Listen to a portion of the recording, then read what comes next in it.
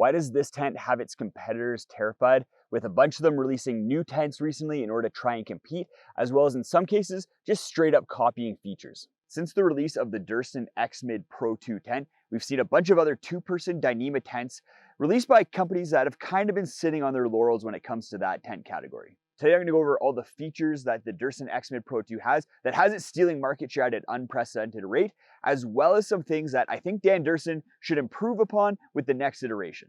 The first thing we need to get out of the way with this tent is the price. It costs $680 US. Well, that's very expensive for a tent. It's actually on the low end when it comes to Dyneema two-person tents. For example, the Z-Packs Duplex Zip costs $730, and then the Tarp Tent Dipole 2 costs a whopping $800. The reason you're paying so much for this tent is simply the material that it's made out of.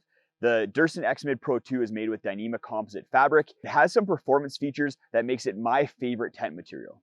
First of all, it's a very lightweight material. This tent only weighs 555 grams, which is insanely lightweight for a two-person tent. It also has excellent tear resistance, so you're going to have a lot of strength with this tent in the wind. Then the other factors come into play when it comes to moisture and rain. Dyneema pretty much doesn't absorb any water, so if it is raining or if you're in a very humid, condensation-rich environment, then it's not going to be absorbing any of that water, which can lead to sagging or stretching when it comes to other materials like polyester a little bit, and then definitely with nylon. The most popular tent fabric that we see out there right now, nylon, is going to absorb water, which is going to lead to it sagging as well as stretching. You don't have any of those problems with Dyneema composite fabric. As well, because it's a single wall tent, it makes it really easy to wipe off any condensation from the inside of the tent that might have accumulated over the course of the day. As well, if it rained, you can wipe the moisture off of the outside of the tent, and with that, you're not going to be carrying a lot of water weight if it is raining or you have dealt with a lot of condensation. A big misconception is that double wall tents reduce condensation. That's not the case. The inner wall just provides a physical barrier between you and that condensation, but doesn't actually reduce how much condensation you're going to be dealing with. The one part of the tent, other than the mesh walls, obviously that's not made with Dyneema, is the tent floor. It's made with a 15 denier nylon. And the reason for that is that Dyneema is not as abrasion resistant as nylon. So because it's on the ground, it's going to be rubbing on the ground occasionally as you move around in the tent, and that can wear through Dyneema a little bit quicker. As well, nylon packs up quite a bit smaller than Dyneema. Dyneema is a pretty bulky fabric, so when you're rolling up the tent and putting it away, the nylon helps with the tent being a little bit more compact. But other tent manufacturers are making lightweight Dyneema tents, so what makes the Durston X-Mid Pro 2 stand out? It's a combination of features and design characteristics that we just haven't seen with a tent in this category before that gets brought all together into one tent with the X-Mid Pro 2. We can see three of those features right around this door area here. First of all, we have a vent on the top. The X-Mid Pro 2 has two vents, one at each peak, which helps with getting ventilation throughout the tent and decreasing condensation. The other thing has to do with how the door opens and then gets stored away. So we have a zipper here, a waterproof zipper, which is awesome. It really just helps keep wind and rain out of the tent. I've had this tent in rain, no issues with the zipper at all, and it seems to be pretty robust for a lightweight zipper. And then the door has a really innovative way to stow away. A lot of tents, they'll use some sort of toggle or something in order to cinch the door back when you have it rolled up. But with the X-Mid Pro 2, you have a magnet. The magnet is just a very simple, clean, easy to use system. I really don't like the toggles that you see on a lot of other tents out there. So the magnet is just an awesome feature to use. The tent is really easy to set up. You only need 4 stakes at the 4 corners in order to set it up, and then you erect it with either trekking poles, or I really like the Durston Z-Flick poles, or Z-Flick if you're in the US. They're just very light carbon fiber poles that are adjustable. Easy way to set up the tent if you don't carry trekking poles.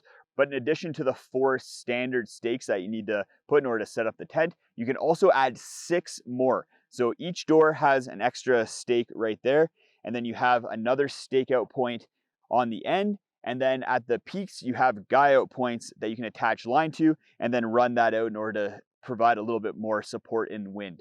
I've used the guy out points at the peaks in very windy conditions with the regular X-Mid 2, and they worked phenomenally well. So if you are dealing with a lot of wind, I definitely recommend running some guy line from that point all the way to the ground on nice big lines. A feature with the inner doors that the X-Mid Pro implements that I think all tents should have, and is one of my favorite features that's I'm starting to see in tents more and more now, is no curve zippers. The zippers are a little bit more robust. They can use lighter weight zippers, and you're not going to have as many issues with the zippers kind of pulling weirdly as you try to zip around these curved areas. I've had some problems with tents that have curved zippers. Over time, they just wear out a lot quicker. Whereas I also have tents with these no curve zippers and they work really well. Some people might think that it takes a little bit more time to zip and unzip the tent, but I find it takes less time because I'm not having to try and get this zipper around a curved area. What I do is I just unzip the vertical zipper first and then the horizontal, and then the reverse direction when I want to close it. It takes 1 second to do, very quick. Inside the tent, there's two things that I want to talk about. First of all is the pockets. There's two pockets, one on each end. They're nice and big, up off the ground. You can store a lot of stuff in them. The second thing is the size of the tent. The Pro 2 is 48 inches wide and then 90 inches long. This is kind of a interesting size because you can fit two regular 20-inch wide pads in there, no problem. But if you want to fit two wide pads, 25-inch wide pads, which is what 75% of you are using, I polled my audience and 75% of you are using 25-inch wide pads all of the time, then you need to make sure that they're tapered and that they're staggered. So you can fit them side by side and with the head at both ends, you're going to be staggered a little bit and you have to make sure that they're both tapered pads. For that reason, I look at the Pro 2 as a very roomy one-person tent or a very tight two-person tent. If you have two people in there, you're gonna have to really like each other. It's gonna be nice and cozy. But if you're one person, then this is a palace. There's tons of space in there. You can be up to 6'6", maybe even 7 feet. I have right now in there a 6.5 foot long sleeping pad. You can tell there's lots of room at both ends. So if you're on the taller end, the Pro 2 could be a great option for you. One of my hot takes is that I think the Pro 2 is going to replace the Z-Packs Duplex as the most popular one-person tent on the long trails like the Appalachian Trail, PCT, and CDT. Before I get into what I think could be improved with the X-Mid Pro 2, I want to talk about some design features that I think aren't talked about quite enough. The first one is that all of the major seams on the tent are hot bonded. A lot of Dyneema tents out there will join panels by stitching them together and then putting Dyneema tape over top of it. With the X-Mid Pro 2, the two panels are hot bonded together in order to create that seam, which is very, very strong. You don't have any holes through it due to the stitching, and that creates a much stronger seam and then overall tent construction. The second thing has to do with the characteristics of Dyneema composite fabric. Dyneema composite fabric consists of Dyneema fibers in a vertical and horizontal direction overlaid on top of each other and then sandwiched in between mylar sheets. And those Dyneema fibers are very strong if you're pulling in line with them. But as soon as you start pulling at an angle to those fibers, they start warping and stretching a little bit. But with the Dyrston X-Mid Pro 2, you don't have any panels that are experiencing that pull in that way. And then all of the really high tension points are along the seams, which are very strong and aren't going to be prone to that kind of stretching and oblong pull. So where do I think the X-Mid Pro 2 could use improvements? First of all, setup. It sets up very easily and very quickly on perfectly flat ground. But as soon as you have one corner that's maybe a little bit lower or a little bit higher, it becomes a little bit more difficult. And that's exacerbated by the fact that the guy lines at each corner are quite short.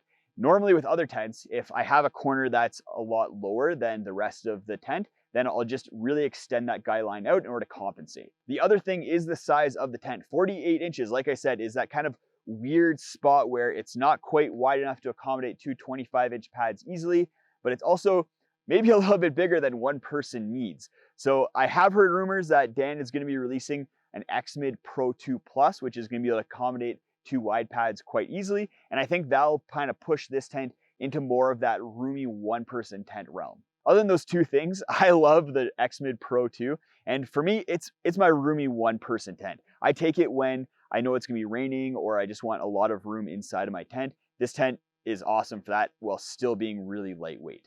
Like I said, I think it's gonna replace the Z-Packs Duplex as the most popular tent on the long trails. And then I think with the release of the X-Mid Pro 2 Plus, we're gonna see a lot more people using it as a lightweight couples tent. But what are my final thoughts on copying? Let's use packwizard.com to take a look at two of the most comparable tents, the Tarp Tent Dipole 2 Li and the Z-Packs Duplex Zip. I don't think either of these tents are blatantly copying the X-Mid Pro 2, but I do think that the X-Mid is pushing Tarp Tent and Z-Packs to release these new models in order to compete.